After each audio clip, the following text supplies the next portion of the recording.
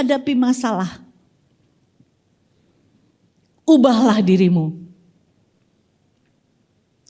Jangan masalahmu.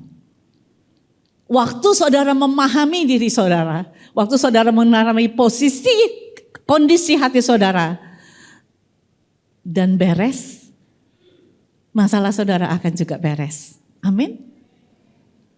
Berapa sering Tuhan coba menjangkaumu, memulihkanmu, dan terdengar keluhan-keluhan saudara.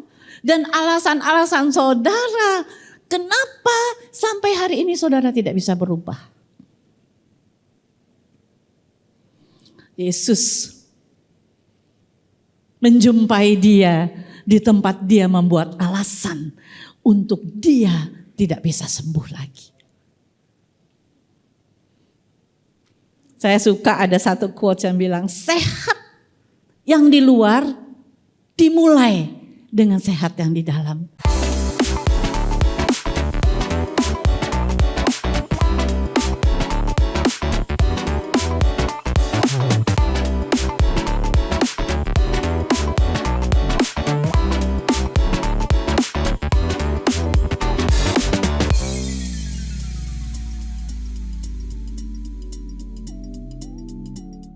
Shalom, selamat jumpa juga buat Bapak Ibu yang online, yang ikut dimanapun saudara berada. Nah, minggu kemarin Pak Kris itu sudah berbicara tentang urapan bersama. Tentang ini masalahnya kita, ini bukan masalah satu orang, ini adalah tentang Tuhan yang ada di dalam kita. Amin. Nah, hari ini saya akan mengajak saudara untuk sama-sama belajar firman Tuhan dari kitab Injil Yohanes 5. Kitab Injil Yohanes pasal yang kelima. Judul perikopnya adalah penyembuhan pada hari Sabat di kolam Bethesda.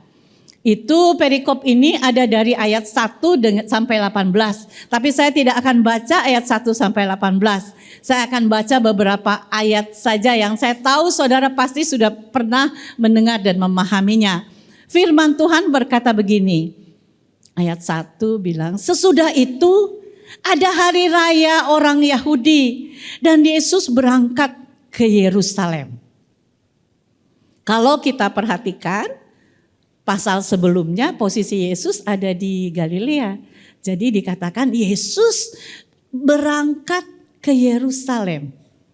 Alkitab mencatat dalam ayat ini adalah mengenai alasan kenapa Yesus datang ke Yerusalem dan tujuannya. Yaitu karena hari raya orang Yahudi. Ayat kedua bilang begini, di Yerusalem dekat pintu gerbang domba ada sebuah kolam yang dalam bahasa Ibrani disebut Bethesda. Ada 5 serambinya. Ayat 3, dan di serambi-serambi itu berbaring sejumlah besar orang sakit, orang-orang buta, orang-orang timpang dan orang-orang lumpuh yang mendantikan goncangan air kolam itu. Bapak Ibu Saudara, ayat 2 dan 3 memberitahukan orang lumpuh ini, kalau saudara baca bahasa Indonesia bilangnya cuma orang sakit. Tapi kalau di terjemahan lain dia adalah orang yang tidak berdaya, artinya dia lumpuh, ya kan? Orang lumpuh begini, orang lumpuh ini bersama orang-orang sakit lain biasa datang bersama-sama mereka di sana di kolam Bethesda. Mereka datang ke kolam Bethesda untuk menantikan sesuatu yang pasti terjadi. Ya kan? Ayat 4 adalah tujuan mereka datang ke situ. Ayat 4 bilang begini, sebab sewaktu-waktu turun malaikat Tuhan ke kolam itu dan menggoncangkan air itu. Barang siapa yang terdahulu masuk ke dalamnya, sesudah goncangan air itu menjadi sembuh, apapun juga penyakitnya. Ayat 5 bilang begini, di situ Ada seorang yang sudah 38 tahun lamanya sakit. Ketika Yesus melihat orang itu berbaring di situ, dan karena ia tahu bahwa ia telah lama dalam keadaan ini, berkatalah ia kepadanya, "Maukah engkau sembuh?"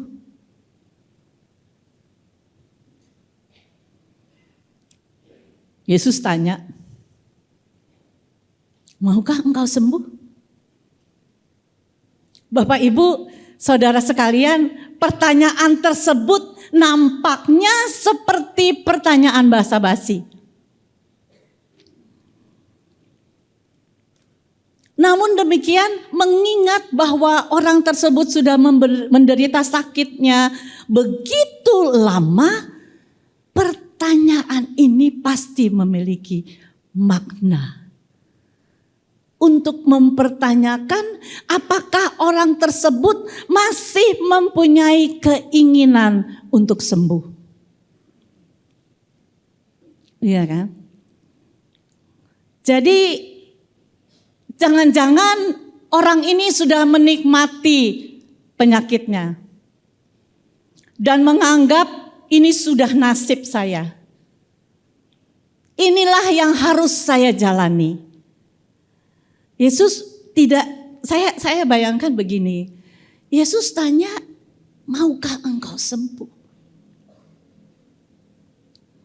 Yesus enggak bertanya begini, "Mau saya tolong?" Karena konsep buat dia kesembuhan adalah kalau saya masuk di dalam kolam itu. Tapi hari itu Yesus berdiri dan bilang, "Maukah engkau sembuh?"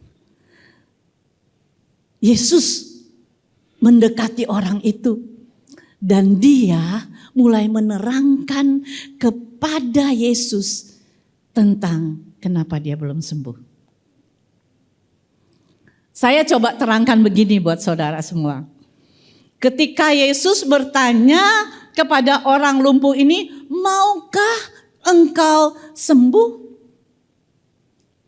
Saudara pasti berpikir seperti saya. Dia akan berespon begitu antusias. "Iya, saya mau sembuh. Sudah lama saya tunggu ini." Tapi kan pertanyaannya seperti kesannya basa-basi. Saudara bayangkan, Yesus tanya, "Mau?" Kan alasan dia ada di situ adalah mau sembuh. Tapi kenapa Yesus perlu tanya, "Maukah engkau sembuh?"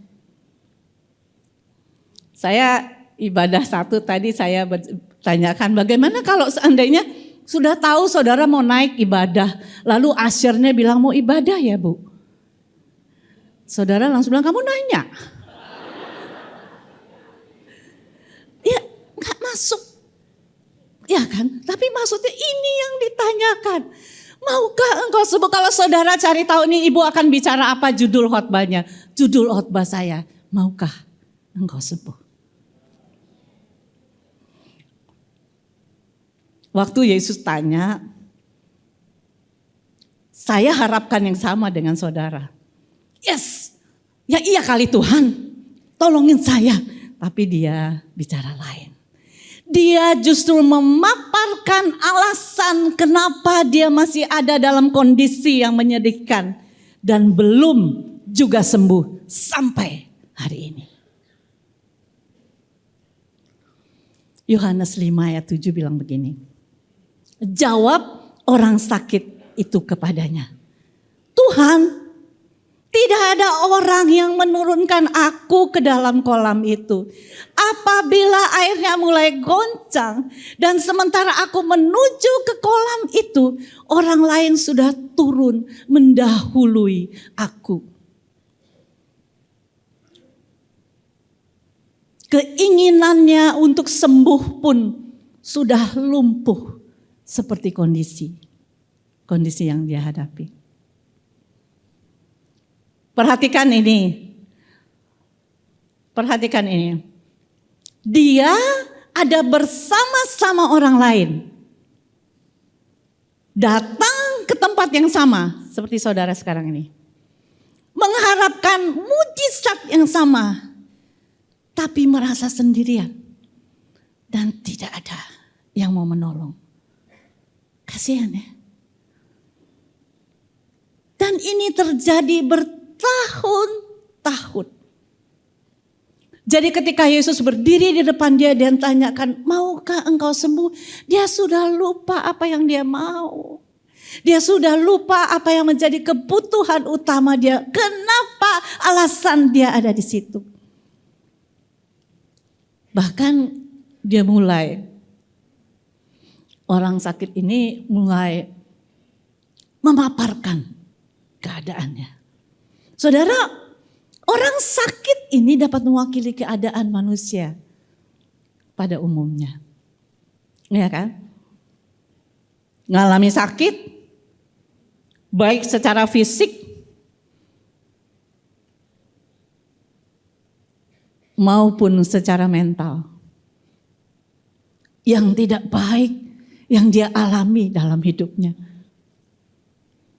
Namun demikian, seringkali manusia bertahan dalam sakit tersebut. Tapi dia tetap datang ke tempat yang sama. Tapi dia tetap pergi ke tempat yang sama. Dan yang saya suka, saya percaya dia masih mengharapkan sesuatu yang gak kelihatan. Iya kan? Dia, gini mas, saya sedang ingin bilang begini, manusia seringkali kita bertahan dalam sakit kita. Sampai kadang-kadang kita kehilangan iman untuk sembuh. Tapi rasanya tidak dengan orang ini. Kalau diajak ngomong baru ketahuan. Iya kan? Kadangkala kalau kita pergi ke gereja, kita pikir Tuhan hanya akan deal dengan hal-hal atau Tuhan akan berurusan dengan hal-hal yang kelihatan dalam hidupku. Bukan hal-hal yang di dalam aku. Tapi saudara, breakthrough itu menjangkau di dalam saudara terlebih dahulu. Kesembuhan yang sesungguhnya dimulai dari di dalam saudara. Iya kan?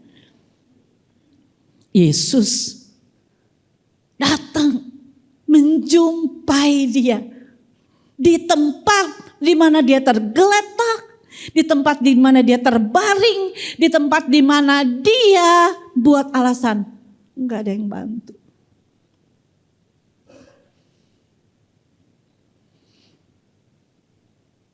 Ada juga orang yang ingin keadaannya yang berubah, kondisinya berubah, sekelilingnya berubah. Urus dong ini Tuhan, urus orang lain.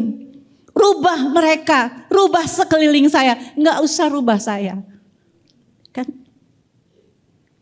Biar orang lain yang berubah. Dan dia lupa, minta biar aku yang berubah Tuhan, aku yang perlu sembuh, ya kan? Saudara, ada yang aneh, pelan-pelan saya lihat ada yang diterjemahkan pada temannya. Yang anehnya begini, ada orang yang senantiasa beribadah di gereja, tiap hari Minggu datang dan tapi begini loh, tidak mengharapkan sama sekali untuk terjadi perubahan. Jadi kenapa ke gereja biasa hari Minggu kan? Dia udah udah tawar, ya kan? Udah nggak ada yang perlu berubah. Bahkan saudara sudah nyaman dengan kondisi saudara seperti ini. Sekali lagi saya bilang, Yesus datang menjumpai dia di tempat dia membuat alasan kenapa dia tidak sembuh. Orang ini berkata, Tuhan gak ada yang tolong saya. Dia pikir Yesus akan bilang kasihan. Ini alasan paling bagus menurut dia. Jawabannya gak ada yang bantu. Kan kalau saudara perhatikan dia sedang bilang, ini bukan salah saya dalam keadaan seperti ini. Salah orang lain. Ini kan kondisi kehidupan akhir-akhir ini. Paling gampang kasih salah orang. Yang salah semua orang di luar sana. Enggak saya pengen sembuh. Saudara menyalahkan orang lain untuk keadaan saudara kah? Saya yakin di sini enggak ada. Sini baik-baik. Saudara lagi pengen sembuh kan ya? Perhatikan ini, 38 tahun dia terbaring di situ. Tidak punya teman satupun yang mau menolong dia sama sekali. Kelamaan. Iya kan? Pasti udah lumpuh, attitude-nya juga gak bagus. Masa selama ini tidak ada satu orang pun yang berbelas kasihan untuk menolong dia? Tidak ada orang yang bilang saya sudah sembuh minggu lalu, sekarang saya akan tolong kamu untuk masuk ke situ. Sing ada. Iya kan? Saya bayangkan orang menjauhi dia. Orang gak ada yang mau tolong dia. Yang dia cuma sudah bisa terima nasib. Tapi dia tetap setia datang ke tempat yang sama. Dan kalau saudara perhatikan firman Tuhan bilang, sebab sewaktu-waktu akan terjadi goncangan. Waktu-waktu itu adalah kairosnya Tuhan. Kairosnya Tuhan menurut dia tunggu goncangan. Tapi ini terjadi yang berbeda. Apa yang dia buat? Dia begini, secara fisik dia sudah sampai dalam keadaan yang menganggap bahwa ini sudah keadaan saya. Ini kan mental menyalahkan orang lain. Iya kan? Enggak ada yang tolong. Tiap kali mau masuk udah keduluan. Saya begini karena suami saya begini karena anak-anak saya begini karena bos saya begini karena keluarga saya. Kalian gak tahu keluarga saya. Kita menyalahkan orang lain. Saya begini karena lingkungan saya. Iya kan? Saya bilang begini. Jangan-jangan 38 tahun tergeletak di situ. Dia sudah berhenti berharap. Dia sudah nyaman dengan kondisinya. Bahkan dia sudah bisa menerima kondisinya. Ya kan? Bapak Ibu Saudara. Masa lalu masa lalu saudara dan saya mungkin dapat penjelasan kenapa kita ada dalam kondisi seperti saat ini hari ini. Tapi kita tidak boleh menggunakan masa lalu sebagai alasan untuk tetap berada dalam kondisi ini. Saya percaya saudara memutuskan untuk tetap beribadah, saudara tetap bilang, tidak sampai keadaan seperti ini, Tuhan membawa saya sejauh ini. Amin. Ketika kita menghadapi masalah, ubahlah dirimu. Jangan masalahmu. Waktu saudara memahami diri saudara, waktu saudara memahami kondisi hati saudara, dan beres, masalah saudara akan juga beres. Amin. Berapa sering Tuhan coba menjangkaumu, memulihkanmu, dan terdengar keluhan-keluhan saudara. Dan alasan-alasan saudara, kenapa sampai hari ini saudara tidak bisa berubah? Yesus menjumpai dia di tempat dia membuat alasan untuk dia tidak bisa sembuh lagi.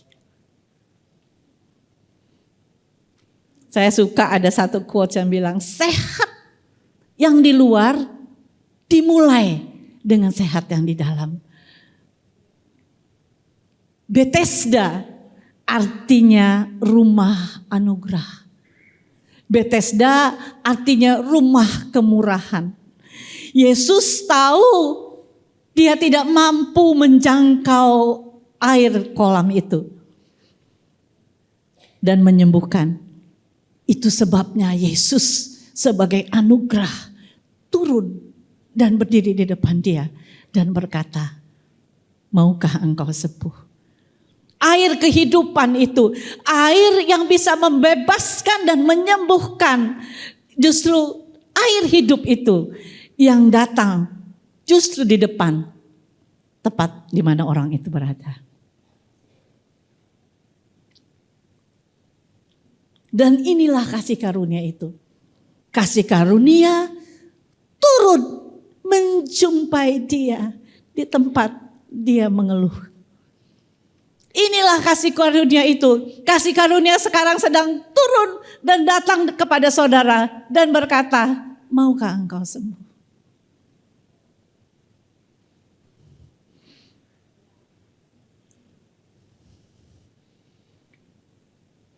Saya suka dari ayat yang kita baca, dari cerita ini. Yang indahnya Yesus itu enggak memperhatikan perkataannya. Iya kan? Kalau Yesus dengerin perkataan, oh nggak bisa sembuh, ya udah, nggak mau ya udah ya orang lain aja. Enggak. Kata Yesus begini, bangunlah, angkatlah tilammu dan berjalanlah.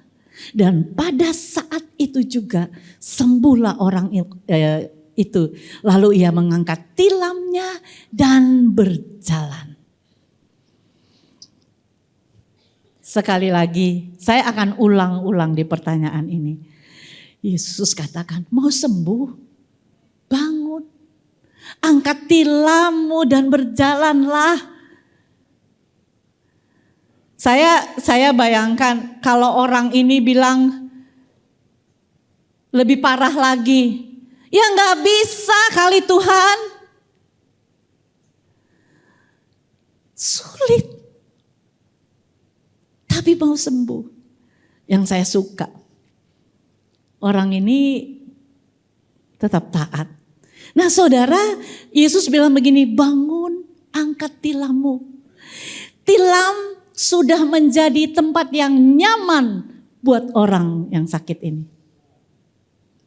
Tilam sudah menjadi lambang penderitaannya. Kebayang nggak kalau dia datang ke kolam itu, lalu semua tahu kata ini dia punya kafling. Dia akan duduk di sini. Dia sudah taruh tilamnya. Tilam sudah menjadi lambang penderitaannya. Di tempatmu terbaring, di tempatmu menyalahkan orang lain, di tempatmu bilang bahwa aku tidak mungkin pulih. Yesus bilang, angkat tilammu. Angkat keluh kesahmu. Angkat itu dan berjalanlah. Masih ada yang dia akan buat dalam hidupmu.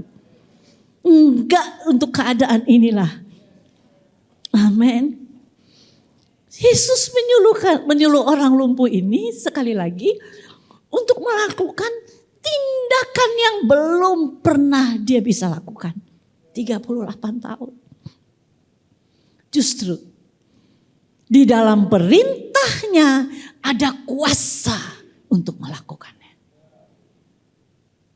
Ya kan? Saudara bisa bayangkan kalau dia punya alasan baru untuk Tuhan. Nggak jalan kan sampai hari ini kan. Kita nggak ceritain dia nih. Ya kan? Saudara, Yesus menyuruh dia melakukan sesuatu yang dia tidak bisa lakukan. Karena di dalam perkataannya ada kuasa. Ibrani 4 ayat 12 katakan begini. Sebab firman Allah hidup dan kuat dan lebih tajam daripada pedang bermata dua manapun. Ia menusuk amat dalam sampai memisahkan jiwa dan roh, sendi-sendi dan sumsum. Ia sanggup membedakan pertimbangan dan pikiran hati kita. Ini adalah kuasa perkataan Yesus yang mampu mengubah dan menyembuhkan orang lumpuh itu seketika. Tapi tetap Yesus butuh kerja sama saudara. Yesus mau ambil saudara yang ambil langkah. Ayat selanjutnya mengatakan begini, dia mengangkat tilamnya dan mulai berjalan. Yang jadi pertanyaan, bagaimana keadaanmu sekarang? Apakah saudara sudah menyerah dengan keadaanmu? Dan berkata, sudah, Susi mungkin berubah lain. Begini sudah, saya sudah terima nasib. Tidak, saya suka ini. Tuhan masih melakukan perubahan dalam hidup kita. Perkataan Tuhan tetap berkuasa mengubah hidupmu hari ini dan seterusnya. Amin. Tuhan tetap mau saudara yang juga berespon terhadap apa yang Tuhan perintahkan. Amin. Saya nggak lama sebelum saudara tertidur, jangan-jangan saudara bawa tilam. Tidak sampai di situ. Yesus mengajar kepada orang ini untuk hidup benar. Orang lumpuh itu tidak menyadari siapa Yesus. Iya kan? Karena Yesus menghilang di tengah orang banyak.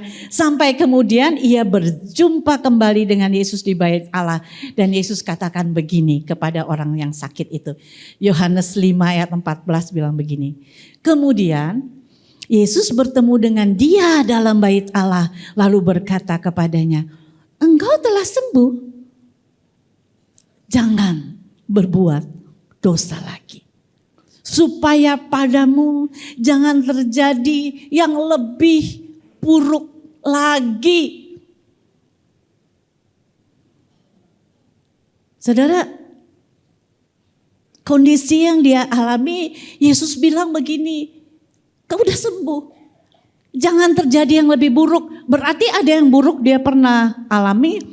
Berarti ada dosa yang dia pernah buat. Iya kan dari perkataannya. Jangan berbuat dosa. Karena Yesus katakan begini. Kalau kamu mau hidupmu baik-baik, jangan berbuat dosa. Supaya tidak yang lebih buruk terjadi. Saudara, kita yang tahu apa yang harus berhenti kita lakukan. Tanpa orang tahu, tapi Tuhan tahu. Kita yang tahu yang harus berhenti kita lakukan. Supaya jangan yang lebih buruk terjadi dalam hidup kita. Saudara dan saya yang tahu.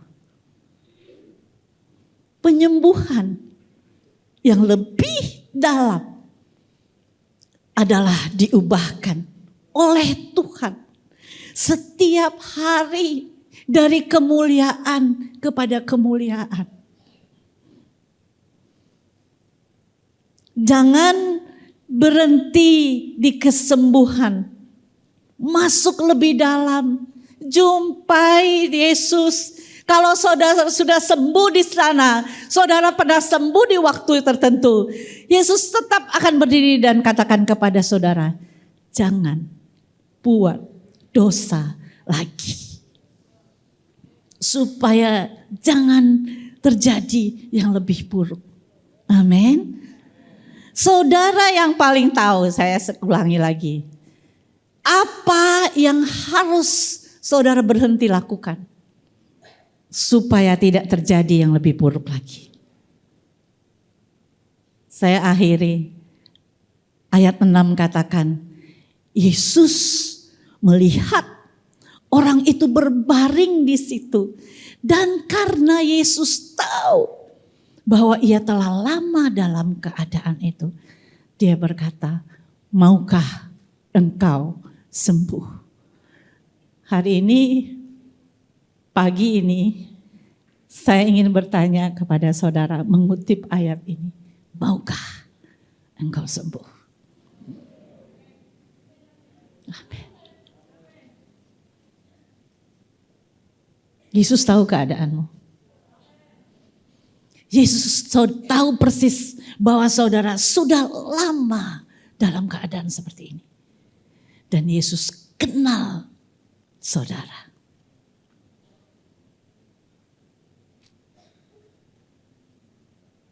Kalau ini adalah kolam Bethesda. Dan saudara sedang datang untuk kesembuhan yang saya juga tidak tahu apa sakitmu. Yesus sedang bilang, maukah engkau sembuh? Saya panggil worship team. Mari di tepi kolam Bethesda itu katakan pada Tuhan, aku mau bangkit, aku mau angkat tilamku, dan aku mau mulai berjalan. Ini keinginan pribadiku Tuhan. Aku tidak mau hidup dalam sakit hatiku, dalam kecewaku, dalam kelumpuhan tubuhku. Aku mau bangkit. Helplessness is a condition, but hopelessness is a decision. Ketidakberdayaan kita adalah kondisi, tapi putus asa, keputusasaan adalah keputusan kita. Maukah engkau sembuh? Tuhan memberkati.